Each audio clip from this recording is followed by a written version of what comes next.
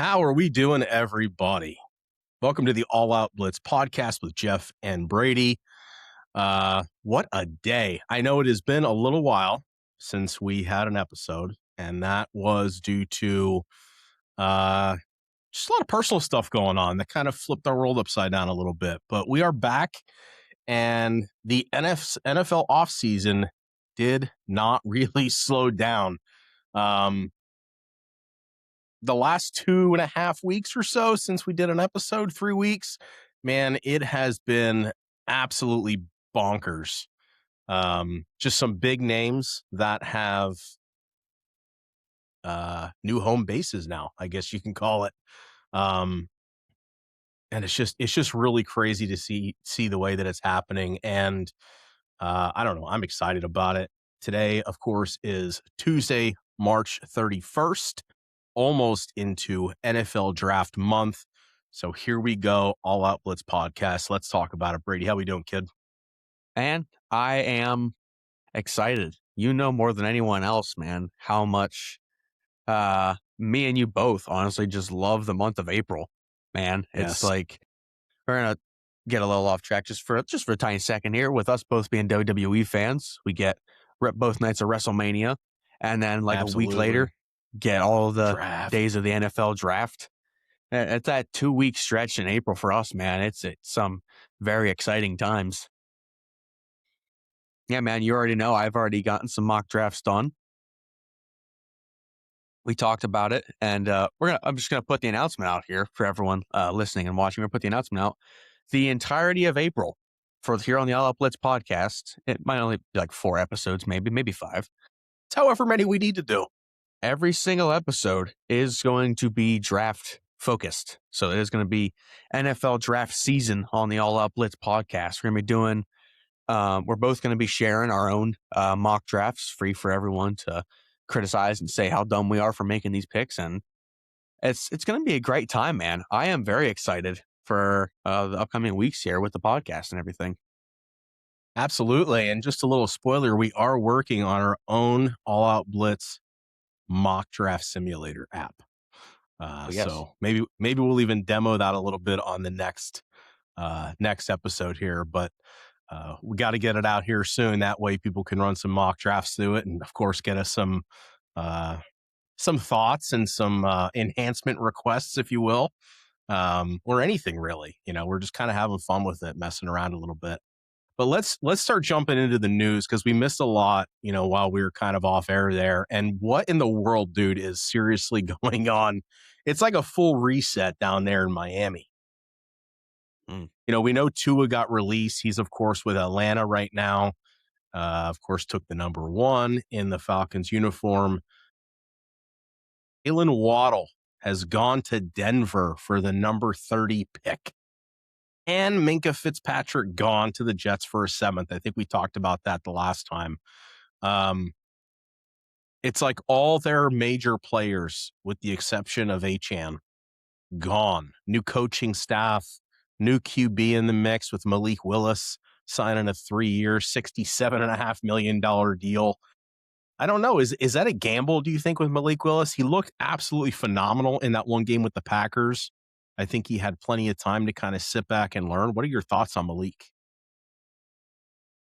Well, I mean, I saw the other day he was notified before signing with the Dolphins. He was notified that the Dolphins were going to trade Jalen Waddle.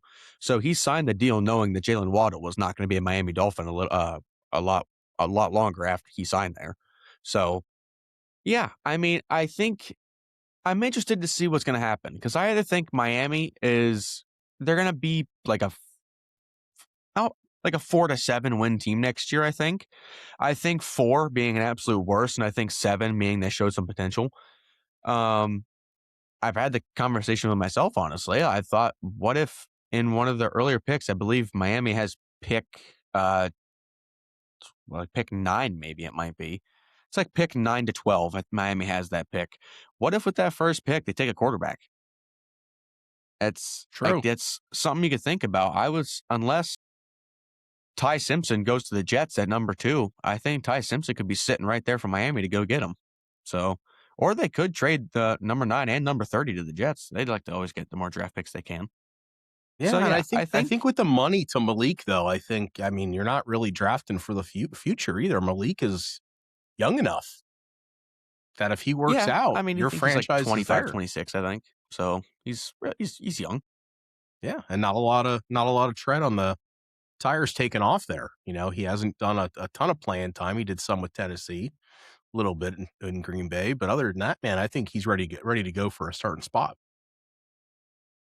Yeah, definitely. I was saying whenever I thought it was kind of crazy that I think it might have been Rappaport or somebody had them as like the number one free agent in the entirety of free agency. I'm like, that's pretty crazy saying he's number one.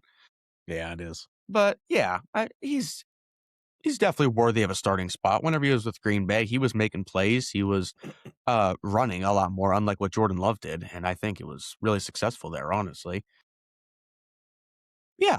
I mean, I think yeah, he's 100% ready for a starting spot. I just am interested to see the team that gets put around him. That's my biggest concern there. As I'm not worried about Malik at all. I'm worried about the rest of the team because Achan can't just carry the whole team on his back. He's not like Derrick Henry in 2020. Like I'm just very interested to see what the team around him is going to be like for Malik Willis. Absolutely. Hopefully, I think they'll do some building throughout the draft. Maybe make a trade here or there, on draft night or shortly thereafter to get the right pieces in play for him. They got to protect him too. That was a big issue with Tua. There was no protection. The offensive line was terrible. Um, just a lot going on there. So, um, awesome. Well, of course, tons going on in Miami. Let's jump into the next piece of this episode, the quarterback roulette that has been going on the last couple of weeks. Um, let's do a little vote between you and I. Let's see who we think won this little offseason shuffle of QBs. And I'll kind of talk through the QBs, the teams that they went to, and let's talk about it. All right. So first, we're going to talk about Kyler Murray. Signs a 1-year deal with Minnesota to be the Vikings starting quarterback. Great wide receiving core. Got Kevin O'Connell. You talked about that the last couple of episodes, how Kyler should be a good fit in Minnesota. Well, that happens and that takes place. So now we have Kyler in Minnesota. Next, of course, I already mentioned Tua signed a 1-year deal in Atlanta. Could be a backup, could be a starter. Really no idea. Head coach Kevin Stefanski said that it will be a quarterback competition. It is no one's job already. They need to come in and win it. And of course, Michael Penix, still rehabbing that injury from last year. So we'll see what happens there in Atlanta. But Tua to Atlanta. Justin Fields goes from the Jets to the Kansas City Chiefs to back up Patrick Mahomes or start should Mahomes not be ready for the season opener. Oh, a solid backup choice there in Kansas City, I feel, just in case something happens with Mahomes again. Next is Daniel Jones stays in Indianapolis. They go ahead, they get a deal done. $100 million deal for that matter. So Daniel Jones stays in Indy. They decide not to make a change. Then we have Joe Flacco back to the Bengals. So Joe Flacco back in Cincinnati, backing up good old Joe Burrow. So those are a few of the quarterback moves that we have seen in just the last couple of weeks. I don't know. Who do you think won this situation here? I'll tell you who didn't win is the Atlanta Falcons. I hate that move so much. Really? I don't like it at all. I think it's Penix and then a slightly more experienced Penix. That's how I treat that. Like I'll voice my opinion on Tua. I don't think he's very good. I don't think it's like a situation where he was just in a bad spot. I just don't think he's very good. I think in this league, it's very hard for a lefty to be a quarterback. Like it's just, I don't know. Like when's the last like dominant lefty you've seen? Steve Young, you know? So I don't know. You could say Michael Vick, but he was no more for his running than he was passing. So Yeah, absolutely. I don't know. I really don't like that move in general, just with Tua going to the Falcons. That's the move I don't like. The move I do like, and I will still stand by it, is Kyler Murray going to the Vikings. I initially whenever I was talking it up, obviously, I was thinking, oh, it's a good thing. When it actually happened, I was thinking, this is going to be interesting. The more I kept thinking about it, the more I honestly I started liking it a lot more too. It's like you have polar opposite quarterbacks in JJ McCarthy and Kyler Murray. You have one guy he's 1 year in, he's still learning on what he's doing. Yeah, he didn't play that great. He's also still 1 year in. Then you have another guy, Kyler Murray, he's experienced. He's also a scrambler. So that brings a whole new thing to the offense. You have a quarterback that can run. I think passing wise, this is going to be kind of a crazy take. I think their passing wise is kind of similar in the way that I don't think either of them are very good passers. But yeah, I mean, you just have that extra ability with Kyler then to run. And I just Extend think that plays. honestly, yeah, it Yep. adds a whole new thing to the offense. We've seen Kyler extend plays with his legs before. And I just think like tossing him in on that offense, I think is a very good deal. Yeah. Um, to Daniel Jones sticking with the Colts, I think it's a good move. Agree. I think it was a massive overpay. But I think it was a good move though. For those first like 6 to like 8 weeks, he was very good until I think he was like popped his Achilles. He was very good. He was honestly in the MVP conversation. And I Yeah, remember that being a Indy crazy was time. rolling, man. Indy was Yeah, they rolling. were 7-1 or 8-2, whichever way you want to say it. But yeah, like Daniel Jones was actually in the MVP conversation for a good amount of weeks. And that's just crazy to say in general. Like yeah, I mean, I like the move there. I like this to round back to that. I like the move there. I just think it was a giant contract, with like 3 years, 100 million or something like that. Like, my goodness, throwing that money at a wall and just hoping it sticks, man. I don't know. And Justin Fields, the Chiefs, I think might have been the last one you've said. But yeah, I mean, I think it's safe to say Justin Fields' career might just be over. And that honestly hurts to say just because of how much I've been a Justin Fields fan ever since that dude got drafted. Like, all my Justin Fields fans out there know we've been waiting for him to get an opportunity and waiting and waiting. When he was with the Bears, he showed signs, but he wasn't very good.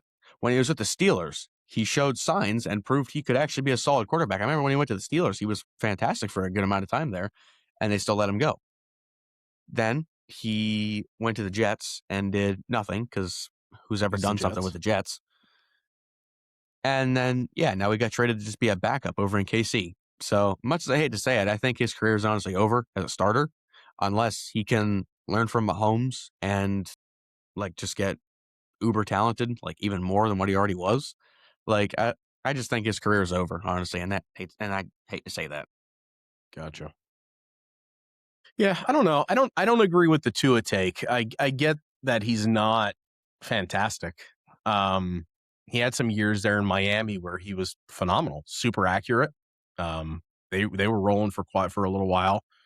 I think the key to signing him, honestly, was it was a 1-year deal for 1.3 million only, and he agreed to help coach up Michael Penix, which I love for the Penix. I don't know what you want to call it, evolution, if you will. Just to coach him and teach him up as another lefty in the league, teach him the right way. Tua doesn't get in trouble either. You know, I think that's another thing is he seems like he's clear headed. Um, but I do think even if let's say Tua wins the starting job, it's a very, very different situation. They have a very good offensive line.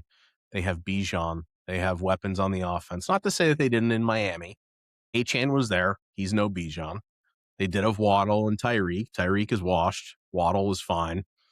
Um, Now you have Drake London, Jahan Dotson, Kyle Pitts, most likely still going to be there. There's guys that are there. They're going to help him. And I think the defense is a little more solid than what Miami had. So I don't think Tua is going to feel like he had the weight of the world on his shoulders in Atlanta like he did in Miami. However, I don't think that is the winning situation in this little quarterback roulette here. I can't pick a backup to be the winner either. So I can't pick Justin Fields. Joe Flacco is the other one. I forgot about him. I can't pick Joe Flacco. Daniel Jones staying in Indy. I think that's just a smart move, but that's also he didn't go anywhere. I'm going to go with the same thing as you as Kyler in Minnesota. I think between Jefferson, Jordan Addison, and other weapons that they're going to have and they're going to draft, I'm sure of it on the offensive side. I think it's a great situation. I think he's still a good quarterback.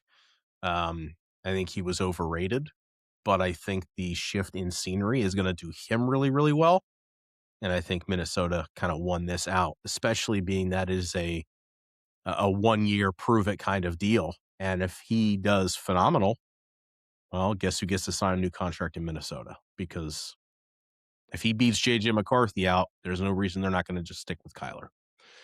So that's my kind of take on that one as well.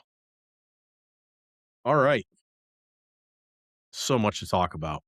So much to talk about. Let's talk about the NFL taking over the world. Plain and simple. I'm okay with it. Ish, kind of. I can watch NFL all day, every day. The NFL is going to have 9 international games next year, which is absolutely insane. And they're adding Melbourne, Australia, Paris, and Rio de Janeiro. So they just keep continually expanding internationally year after year. Crazy NFC West matchup. The Niners and Rams going to be in Australia. Yeah, I saw that. So who knows what time of day these games are going to be on? That's the thing that bugs me the most is when there's a game on at like 8 a.m. on a Sunday in Eastern time. Yeah. Because we go to church on Sunday. I'm going to miss the game. Well, you remember that one time. It is what it is, but come on. You remember that one time with Elimination Chamber? It was on at 5 in the morning, and that was in Australia. Right? Yes. Yeah, gosh. I mean, that pay-per-view was underwhelming, too. If you can imagine NFL games on at 5 in the morning, man, that might be the lowest one that game. I did notice, though, just while we're talking about the schedule, kind of, I think Seattle is going to be the one that's opening, and I think the opening game is going to be played on a Wednesday. I think I remember seeing that get reported by Rappaport. They said it's going to be Seattle was going to be one of the opening teams, and yeah, they said it's going to be played on a Wednesday. I remember seeing something. Think someone was batting to get NFL games on a Wednesday as well. Yep. I would not be a fan of that as much as I do love NFL football. Excuse me. Much as I do love NFL football, I wouldn't be a fan of that just because there's already enough days of the week that there's football on, man. We don't need another one. If it's just for the season opener and that's what they want to make it, okay, fine. But I'm fine with Sunday, Monday, Thursday. Once it gets to it, Saturday. I've seen it on Tuesday sometime. Yeah, man, we don't need every single day of the week to have a football game. As much as cool as that would be, I just don't think in the end I'd be a fan of it. I'm going to throw the old Triple H nod in here that this is a new era for NFL scheduling. Something. We all love the new era. Sticking to the NFC West. Let's talk about the NFC West. I'm speaking French. Nah. JSN, dude, signs $168 million deal. That's $42 million a year. Highest paid wide receiver ever. They also keep Rashid Shaheed and Jake Bobo. They loaded up on offense because they did lose a lot of defensive guys to try to defend this Super Bowl title. So that's the Seahawks right in the West. Let's go Rams now because they go all in as well. They trade their first rounder, a fifth, a sixth, and a 2027 third to the Chiefs for Trent McDuffie. Yeah. They also went and got Jalen Watson. So this is like we need to win now. And if they do, it's going to be Matt Stafford's last year. Guaranteed. So you have Seattle loading back up. You have the Rams going all in.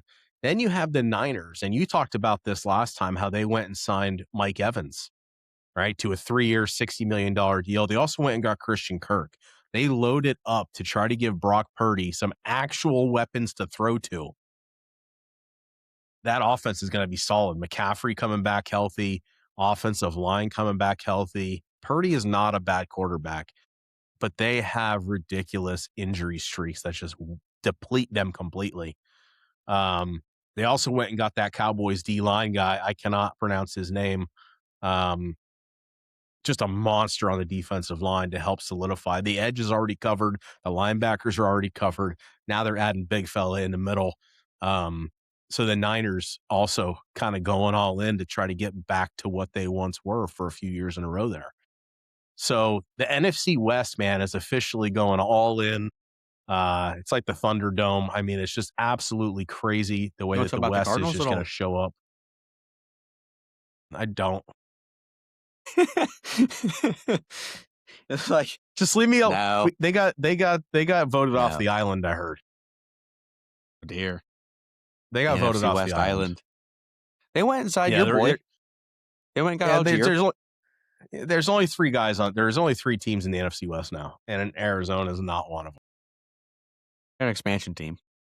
They got Tyler Algier, so their running game is going to be solid. However, the rest is a complete nightmare.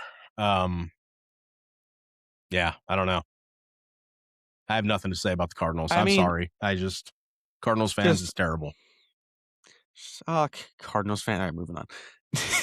Gonna back to the JSN news. I mean, it was a smart deal to get him back. I see. I want to say he might have had like a drop or 2 maybe in the Super Bowl. I think it might have been. He did. He didn't have a good day. Yeah, the Super Bowl, weirdly enough, was probably his worst playoff show, honestly.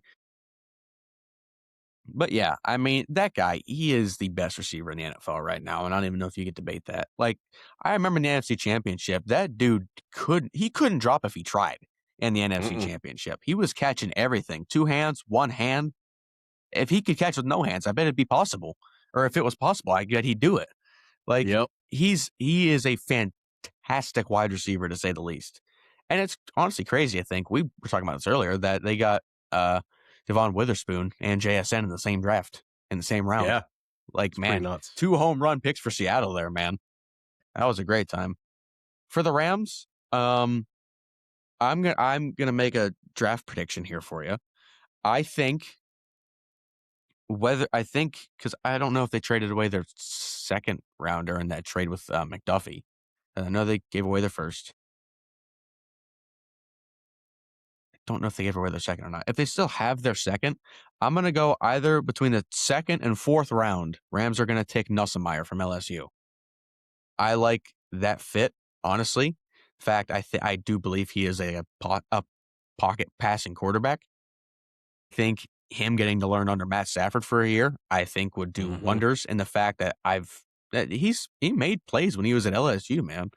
So I think him getting to sit behind Matt Stafford for a year and get to learn under Sean McVay, I just think that honestly would only help that dude turn into a beast in the NFL. So Yeah. I think that would be a really good move there for them. Yeah, absolutely. I'd really like to know in LA what's going on with Stetson Bennett, because he was actually, I mean, he was with the team all last year. Previous year, he had a bunch of personal stuff. He stepped away, came back last year, was always on the sidelines, always in Stafford's ear, like in that conversation. But it almost seems like the media always expect the Rams to go find another backup QB. Like, I would love to know the story behind him, because regardless of him being however old he is, being in college for like 9 years or whatever, like that's fine. Irregardless, it doesn't really matter. But what is up with him? Because he is a solid quarterback, like super, super accurate, very clean, very just calm in the pocket when chaos is around. Like, that's what you want. I'm just kind of really curious on what's going on. I don't know. Maybe just in practice, it's just not translating from college. Could Would be. be my best guess is that he just isn't that good in the NFL. Yeah, it could be. That'd be my best guess, because there's a lot of guys, they just don't translate well from the college to the NFL level, and he could be one of them, with him being like 26 when he came into the NFL, because he spent like 6 years in college or whatever it was. Like, yeah, my best guess is that just he isn't doing that well in practice. Either that, or maybe he's just, I don't know if say just like not practicing, but Yeah. it's He I looked don't know. good My in a best couple of the preseason preseason games I watched him play. He looked pretty good, honestly, but you My never best know. guess is that it just hasn't translated over. That'd be my best guess there. Yeah. Yep. All right. So JSN gets that monster deal, right? I don't know if you noticed this or not, but there seems to be like a Moneyball situation going on where every top player resets the market at every position lately. Like you look at JSN, Yeah. right? 120 million guaranteed. Alec Pierce gets a $116 million deal. Trey Hendrickson gets World's worst in 112 million. DJs. He's like 31 or 32 years old. Kenneth Walker gets 45 million just to join KC. Then you have guys like Jalen Phillips get 120 million. Bradley Chubb goes to Buffalo and gets almost 44 million. You have Linderbaum's record deal. Like it seems like money is just like they must have a printing press. So I guess a big question around that is, and that's fine, right? You usually see like quarterbacks, wide receivers, running backs, DBs. You'll get one every other year that'll reset the cap on it. Especially when there's a bunch of players or a handful of really good players in that same position group all up at the same time. I just don't know if that's sustainable to keep doing that. Like, regardless of how much money the NFL brings in and how the cap continuously goes up year after year, are we going to see? And I kind of have an idea, but are we going to see where teams only really hold these guys for like 2 years and they get rid of them? Like we used to see big name players not really go on the move very much, and it's starting to increase over the years. But it's almost like they're giving all this money out. And the guarantee is, of course, is really what the players actually care about because that's what they are absolutely going to be getting. That number is getting higher, but I think it's almost like it allows them to do restructures more frequently with these players. And then it allows them to get rid of them to bring in somebody younger or on the next train to try to, it's almost like the whole basketball situation where you can start building these super teams is what it feels like to me. And it's just weird that it's happening in the NFL because of the amount of players on each team.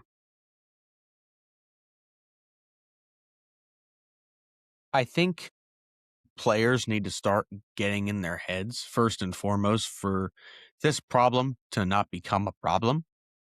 Players need to start playing for the love of the game again. I need to stop playing for who can give them the biggest paycheck. Because that's what's happening nowadays is you can even go look at college players are worse than NFL players. They're just going to go where the money goes. They're going to go where the NIL takes them. Yep. Like people just need to start enjoying the life that they've been given. Like it's start playing just to play football again, man. Stop trying to just play for the guaranteed dollar sign next to it. Like just play football. Enjoy something that's as cool as getting to say you're a professional football player in the NFL. Like regardless of how much you're getting paid, because you see these people, they're comparing contracts with other people, and someone gets paid big, and they're like, "What? You don't think I'm worth even more than what he is? Oh, well, I'm just going to go leave your team and I'm going to go see who wants to pay me that much more than that team." And like, it's just stuff like that, man. It's like, just play football. And a lot of these guys have the same, what's it called? Yes. A lot of the guys have the same agents or the same agent group. So they're all very much aware of who's getting what and what the market is. And it's weird to see in the NFL, to be honest with you. And I agree with the NIL money in college. I think that's one thing, but the transfer portal, I think in college football is the killer. Like you can't really build a program because as soon as somebody gets their feelings hurt, they jump in the portal and go somewhere else. Mm-hmm. So it's literally teaching you and teaching these young adults to, maybe not fight through some situations it's going to make you stronger. It's just, well, no, let's just jump and run. The first sign that I don't like something, I'm just going to go find something that I do like instead. Yeah. So it's a really weird and slippery slope, I feel, with the way that things are playing out. Well, I mean, I just hate the whole thing of NIL in general because players can go to a team where like, oh yeah, we'll give you $2 million, they'll go for 1 year, grab the $2 million, and then regardless of however stuff goes down, they'll just leave and go to another team. They'll give them $2 million, and they'll leave, go to a team that gets them $3 million. Like they'll just keep collecting money and not give a crap about football. And that needs to be the other way around, in my opinion, where all you give a crap about is football, and regardless of money. So yeah, I mean, I think it's pretty ridiculous that every single deal we see now is records no highest paid non-quarterback. Like you see that with every person's deal nowadays. Yeah, Alec for Pierce's sure. contract, I'm sorry, it's just stupid. Yes. Alec Pierce's contract is stupid. He is a glorified wide receiver too, and he got paid JSN money. Like that's just. And this is nothing against Alec Pierce. I love Alec Pierce. That dude is a fantastic wide receiver, but he is a glorified wide receiver too. Like it's genuinely insane, man. I can't believe he got the giant contract that he did. I will say Kenneth Walker fully deserves his deal. If you win Super Bowl MVP, you deserve to get paid. So I think he got paid every dime that he should have gotten. It sucks to see him go to KC. I'm pretty sure we already talked about this. It sucks to see him go to KC. But yeah, I mean, his chance to win another ring, you'd go after it too. Crazy stuff, man. Crazy stuff.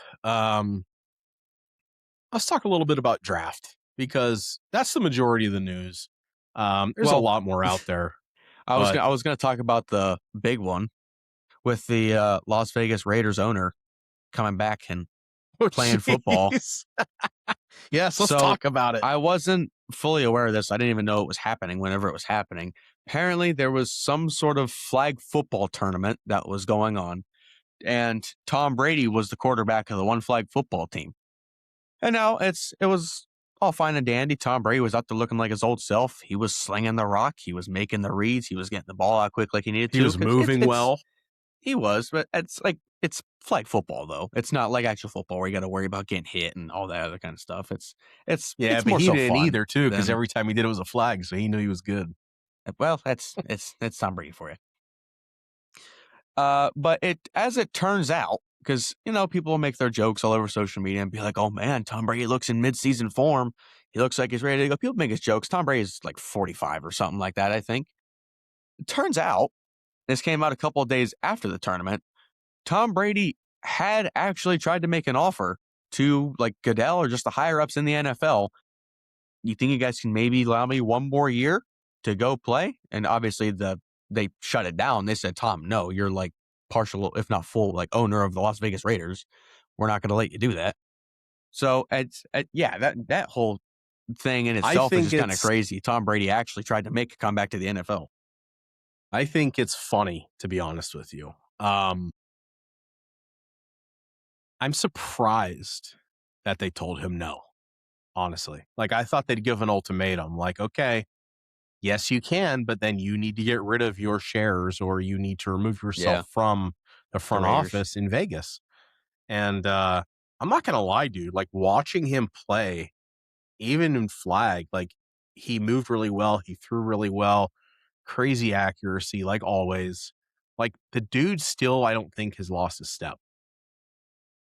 And he could still play in the top 7 of all NFL quarterbacks right now. There is no doubt in my mind that he is up there still with the best at 45 years old. He could still do it if he needed to, or if he wanted to, I should say. He doesn't need to do it. He has the money. But if he wanted to, there is no doubt in my mind. Like, we're talking about all these QBs. We're talking about Joe Flacco. We're talking about Kyler Murray, Daniel Jones, Justin. He's better than all of them. And this has nothing to do with the past of how many rings he has. It has to do with his capabilities right now. And he is better than every single one. Atlanta, he's better than every QB there. There's only a handful of QBs. There is only a handful of QBs better right now that I would take over him if I had a franchise to run. I'm just saying, I wonder if he would have given the ultimatum. I wonder if they would have been more inclined to do it. If he would have said, "Hey, look, I'll give up my share as the Raiders owner or whatever it is, if you guys let me go and play one more year." I wonder if he would have said that. I wonder if they would have honestly at least like thought about it. Because you can see he throws a touchdown, and then in between the play, he's talking to guys trying to sign him at the same time. We're going to trade for you tomorrow. Yeah, exactly. Can you imagine? Goes to hit him. "Hey man, 1 year, $5 million. Yeah. Yeah. I mean, I will say, though, he takes one shot to the ribs, though. He's going down for the rest of the year, though. At 45, man, I need to be in some. And I mean, if you do look at him, he is still in shape. Dude, So he's in good shape. He takes care he's of in good shape himself. for He being spends 45. Like, a ton of money on his body. yeah, especially his face. Like, it's honestly crazy how good a shape he is in, dude, for being 45. Like, that's honestly pretty crazy. Yep. I'm happy you remembered that. I forgot about that topic. That was a good one. Oh, geez. I remember that when we plan out our episodes, that was going to be like one of the first things we talked about. I know. I don't know. I was all pumped up for just the news and it's almost draft month, dude. I'm ready to go. Heck yeah, man. Let's talk a little bit about draft. Just because there, of course, the league meetings had happened. The Steelers had proposed that the teams should be able to have permanent direct contact with free agents. So there's not that would kind of eliminate the whole, if they're already yours or free agents around the league, that whole legal tampering nonsense. If somebody is a free agent, you should be able to have direct contact with them. And I'm like, I don't mind that. Yeah, As long agree. as it happens after the Super Bowl, I don't think it should really matter. I think But they it should needs count to like wait until after the Super Bowl. the start of the new year. It should be the day directly after the Super Bowl. That's what I think, honestly, because it's agree. like if it needs to be after, it should be like the next week, the next Monday. Yeah, or something something like the week after or something like that. Whatever, you know what I mean? Yep. Like Yep. yeah, I completely agree with that. I think if they're like going to be a free agent, you should still be allowed to talk to them because they're going to be a free agent. Unless they get a deal done, then whatever, you know. But if they're going to be a free agent, then yeah, especially if they are a free agent, then yeah, go ahead and talk to them. Yep. And then the other proposal that came up, and this is just absolute nonsense, and I am not surprised on who did it. The Cleveland Browns proposed to expand draft pick trading to 5 years. And people are like, oh, that's a game changer for general managers. No, that is a nightmare for general managers. 5 years. Yeah. So you're saying this GM comes in year 2 of his deal, he goes and trades 4 or 5 years later, first round picks for somebody. He pulls a Sonny Weaver Jr. He gets fired 2 years later. I come in as the new GM with no first round picks for 2 years. No, that is screwing over your franchise. Not only that, but man, you got to write that crap down too. Like you're not going to remember in 5 years that you traded away your first round pick. Like I know. I think 3 years. That's like the sweet spot for like the max of draft capital you could trade. They definitely took some notes off of draft. I think they're going to. I think they're trying. I think they're trying to get it in there so they can trade 5 first-year or first-round picks for like 4 more quarterbacks. They just want to screw away their future. That's all they want. They just want 36 quarterbacks because one of them has to land. I've already had 300 of them. Not a single one has. I guess they paid Baker Mayfield for that 1 year, took him to the playoffs, and that was it. Yeah, which is funny, right? Because every time they go somewhere else, they do just fine. Oh yeah, I know, it's great. Poor Browns. Yeah, I know. I think I would probably disagree with that one. Saying 5 years of draft picks that you could trade away, man. Yeah, I'm not surprised that one got vetoed. Honestly, I think 3 years is like the sweet spot because why? Like, you would get fired as soon as they found out you traded away 5 years straight worth of first round draft picks. You could go trade for Justin Jefferson and Max Crosby in the same trade with 5 first rounders. They'd still be mad at you because it's like, dude, that's our future. Mind you, these guys are going to get older than the people we could have drafted. Like, that's what I mean, you don't man. know That's who's crazy. You have no idea who's coming out in 5 years. Exactly. Yeah, dude, the guy that's in 5 years right now, he's still in high school. Like, he's still in his junior year. What do you mean talking about some 5-year draft picks, man? Come on. That's pretty crazy. I don't know, man. It's like I said, this offseason has just been incredible. And I'm looking forward to it. It's getting really, really fun. Do you have any other news to cover you want to chat about, or I'm pretty well solid now, man. I'm ready to get into draft time.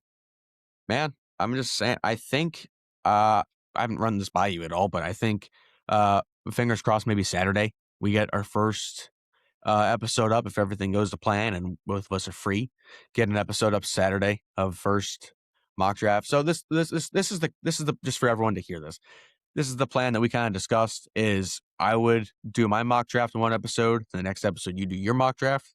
Week after, I do one, and then draft week you would do your final one. Maybe like the day before the draft, just so you can kind of like get it out, let everyone sit on it there. But yeah, man, I think I am ecstatic to say the least. That like just April in itself is always just a fun month. Like I talked at the beginning of the episode here with WrestleMania as well. Like April is just a fun month for us, man. And yeah, now the draft stuff's starting to kick in. Let all the people here at the All Blitz podcast, as soon as our mock draft simulator is up and running for everyone to test it out. But yeah, I think it's going to be a very, very fun month of April. Absolutely. Awesome. All right, my friends. Well, that is it. Yeah, we'll get back with some mock draft stuff going on. We will keep everybody up to date with the latest and greatest as things continue to unfold in what has been this wacky but wonderful kind of off season. I don't know. Like, leave us some comments. Let us know what you think. Like, are the Dolphins actually crazy, or are they really smart?